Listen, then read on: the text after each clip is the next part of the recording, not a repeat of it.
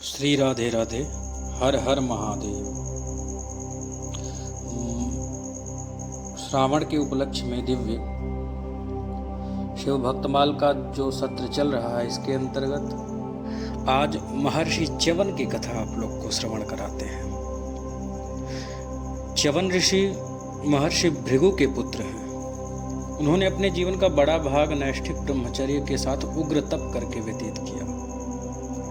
परम पावनी वितस्ता नदी के सुरम्य तट पर आहार विहार छोड़कर एक आसन में बैठकर बहुत वर्षों तक कठोर तप किया इन्होंने। उनके शरीर पर वामी जम गई, उनके ऊपर घास उग गई। बहुत समय बीतने के कारण मिट्टी के टीले के समान प्रतीत होने लग गया। दैववश उनकी चमकती हुई आंखों के आगे चींटियों ने छेद कर दिया।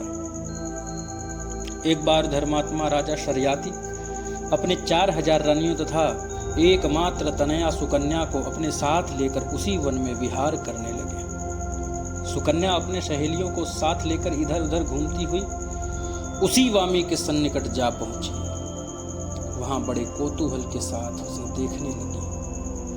देखते देखते उसकी दृष्टि महर्षि च्यवन की आंखों पर पड़ी, जो चींटियों के बनाए छिद्रों से चमक रही थी। सुकन्या ने परीक्षा के लिए एक कांटा उस नेत्र में छेद कर दिया, कांटा घुसेड़ दिया। छिद्र करते ही उसमें से रक्त की धार बह निकली। इस महा अपराध के कारण शर्याती के सब सहचारियों का मूत्रावरोध, मूत्र की रुकावट हो गई। समस्त सेना में हलचल मच गई। राजा इस बात से बहुत दुखी हुए, कुपित हुए। उन्होंने प्रत्येक व्यक्ति से पूछा कि किसी ने कोई अपराध तो नहीं किया। तब सुकन्या ने अपने पिता को दुखित देख करके मुनि की आंखें फोड़ने वाली सारा वृत्तांत कह दिया। यह सुनकर शर्याती दौड़े, उस वामी के समीप गए, वामी की मिट्टी हटवाई। उनकी मिट्टी हटवाते ही महर्षि च्यवन दिखाई पड़े। उन्हें देखते ही साष्टांग प्रणाम कर कहने लगे, महाराज, इस बालिका ने अज्ञान के कारण आपको दारुण कष्ट पहुंचाया है। इसके लिए आप क्षमा करें। इस कन्या को मैं आपकी सेवा के लिए अर्पण करता हूँ। इसे आप भार्या के रूप में स्वीकार करें। यह प्रेम से आपकी सेवा करेगी। परम दयालु महर्षि च्यवन ने राजा की प्रार्थना स्वीकार कर लिया और अपराध क्षमा कर दिया। राजा तो अपनी राजधानी को चले गए। सुकन्या अनन्य मन से महर्षि की सेवा करने लग गई। एक बार अश्विनी कुमार आश्रम में आए। सुकन्या के पातिव्रत्य धर्म से प्रसन्न होकर उन्होंने महर्षि को परम मनोहर यौवन रूप प्रदान किया। यौवन और सुंदर रूप पाकर च्यवन ऋषि परम आनंदित हुए और उन्होंने प्रतिज्ञा की, मैं देवों के वैद्य अश्विनी कुमारों को यज्ञ भाग दिलाकर मानूंगा, सोमरस पिलवा कर ही छोड़ूंगा। इस बात से इंद्र बहुत असंतुष्ट हुए। कहने लगे कि अश्विनी कुमार वैद्य हैं। वैद्य की वृत्ति निंदनीय होती है, अतः ये यज्ञ भाग के अधिकारी कभी हो नहीं सकते।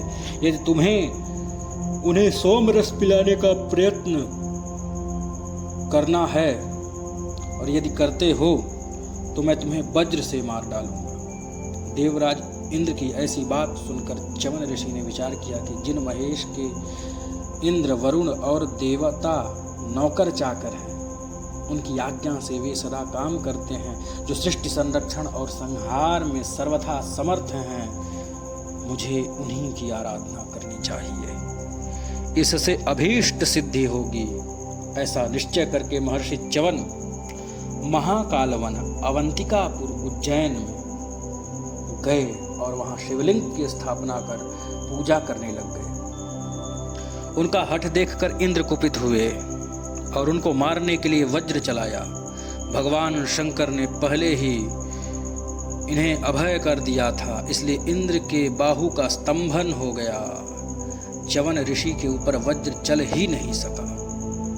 इसी बीच में उस शिवलिंग से एक दिव्य ज्योति निकली, जिसकी ज्वाला से त्रैलोक्य जलने लग गया। उससे सब देवता संतप्त हो गया और उसकी आंखें धुएं से अंधी हो गई। वे सब चिल्लाकर इंद्र से अश्विनी कुमारों को यज्ञ भागी बनाने की प्रार्थना करने लग गए। देवों के कहने पर इंद्र ने मारे डर के च्यवन ऋषि को प्रणाम करते हुए कहा कि हे महर्षि, आज से अश्विनी कुमारों को यज्ञ का भाग मिलेगा और वे सोम रस पान करेंगे। इस शिवलिंग का नाम अब च्यवनेश्वर महादेव होगा। इनके दर्शन से क्षण भर में जन्म जन्मांतर के पाप नष्ट हो जाएंगे।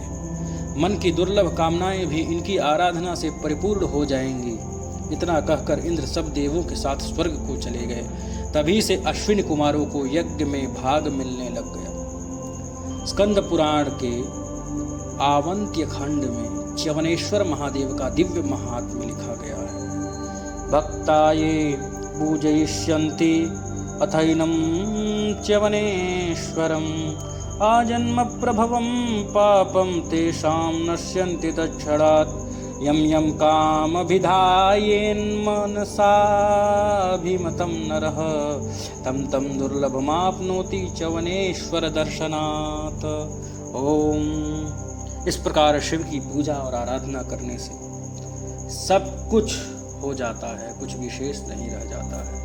नमः पार्वती पतये हर हर महादेव।